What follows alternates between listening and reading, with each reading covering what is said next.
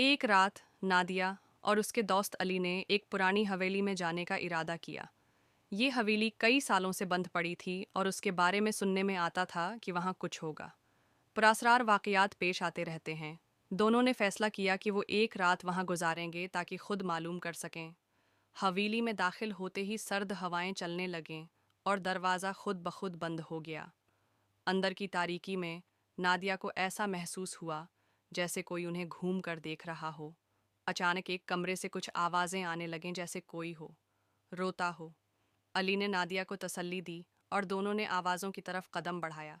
जब वो कमरे में पहुंचे तो नादिया ने एक खून आलूद साया देखा जो दीवार पर चमक रहा था। इस साये ने पलटकर उनकी तरफ देखा और उसकी आंखों में एक प्रासरार रोशनी थी। अली ने कमरे में मौजूद एक पुराना आईना देखा जिसमें एक औरत की शक्ल नजर आ रही थी जो उनकी तरफ आ रही थी।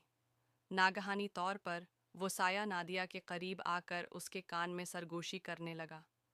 तुम दोनों यहाँ से कभी नहीं निकल पाओगे। उसके बाद कमरा टूट गया और दोनों की आंखों के सामने सब कुछ तारीक हो गया। जब उन्हें होश आया वो हवेली से बाहर थे, मगर वो जानते थे कि कुछ ऐसा था जो उनके साथ हमेशा के लिए रह जाएगा।